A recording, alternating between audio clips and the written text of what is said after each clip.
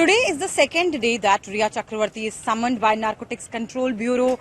After ED and CBI, Narcotics Control Bureau is the third central investigating agency which is investigating charges against Rhea Chakravarti.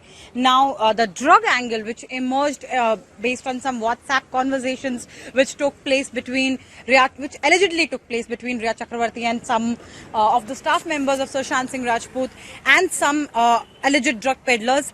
Those became the base for Narcotics Control Bureau to file a case against her and start investigating. Yesterday was for the first time that Rhea Chakravarti was taken to NCB. She was questioned in NCB's Mumbai office for over 6.5 hours, and NCB said that because Rhea came late, they couldn't complete their line of questioning, and that's why she is summoned again. Right now we are outside Rhea Chakravarti's house, and it is expected that within a couple of hours she will leave from here.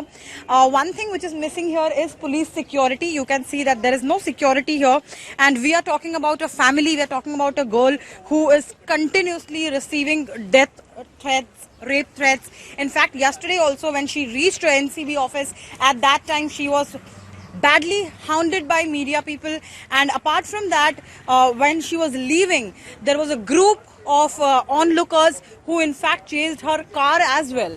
But right now we can see here, at least at her house, there is absolutely no security whatsoever. Now, another point about which I want to talk is NCB's case. What NCB till now has against Rhea Chakravarti. So NCB, specifically if we talk about NDPS acts, when these cases go to court, certain things have to be established by NCB. Whether or not the accused was found in possession of any drugs, whether or not it's established that the accused was consuming drugs, for that several tests are conducted, and whether or not the accused was found dealing with drugs, and an accused being caught red-handed is very crucial in these investigations, in these cases.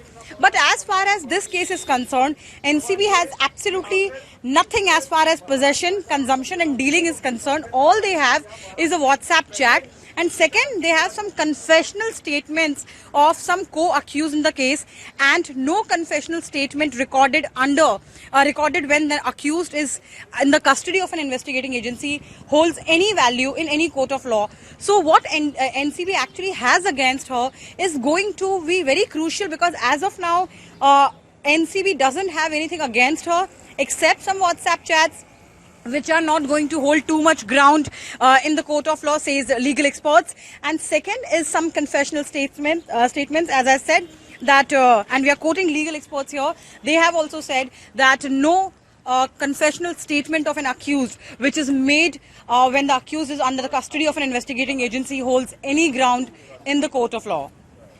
In Mumbai, with camera person Vijay Salve, this is Santya for Mirror Now.